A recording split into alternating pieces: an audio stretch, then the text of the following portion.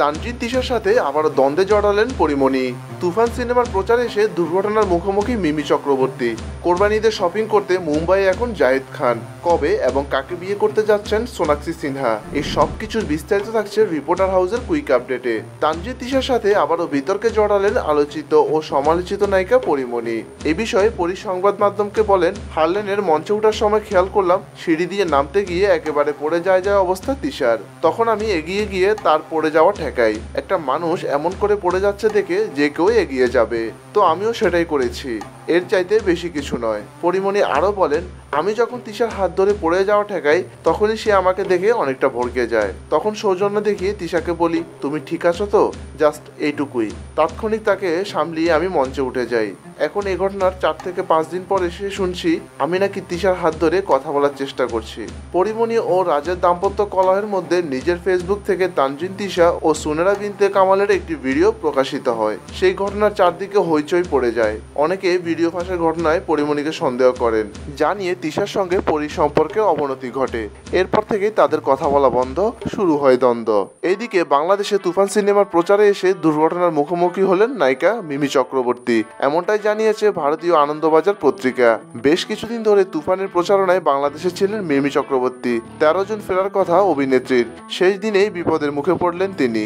মিমি জানায়, রানওয়েতে থাকার সময় কালো করে এসেছিল আকাশ, ঠকঠক করে কাঁপছিল গাড়ি, এমন হাওয়া যে দাঁড়াতে পারছিলাম না, উড়ে যাচ্ছিল টুপি। কোনো ক্রমে টুপি চেপেই ঢুকে পড়ি বিমানের ভেতর।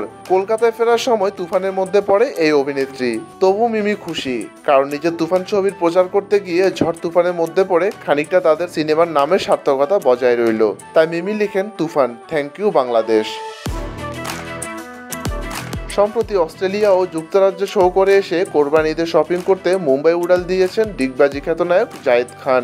সবাই যখন ঈদের আনন্দে দেশের গুজরাটমুখী, সেখানে জায়েদ খান বিদেশমুখী। সম্প্রতি সামাজিক যোগাযোগ মাধ্যমে বিমানে বসা একটি ছবি দিয়ে ক্যাপশনে লিখছেন, ট্রাভেলিং মুম্বাই। হঠাৎ করে মুম্বাইয়ে জায়েদ খান, কিন্তু কেন?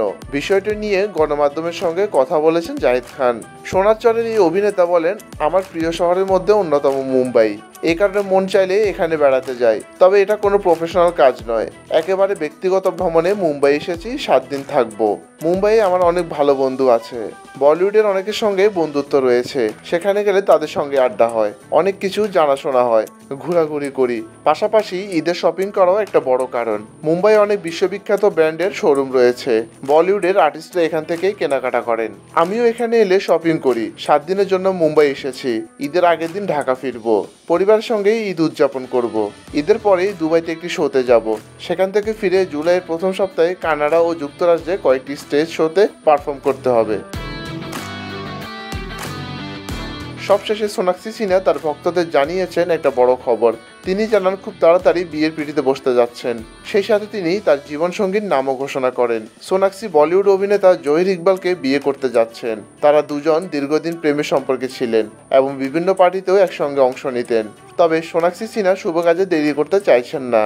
এই মাসেই 23 জুন তারা বিবাহ বন্ধনে আবদ্ধ হতে যাচ্ছেন। বিয়েটা অবশ্য বড় পরিসরে হবে না, শুধু তাদের পরিবার ও কাছের বন্ধু বান্ধব উপস্থিত থাকবেন বলে এমনটা জানিয়েছেন। সোনাক্ষী সিনহার এই বিয়ের সিদ্ধান্তে তার বাবা সোশ্যাল মিডিয়ায় একটি প্রতিক্রিয়া জানান। তিনি লিখেন, আজকাল সন্তানরা তাদের বিয়ের মতো সিদ্ধান্তও পরিবারের কাছে জানতে চায় না।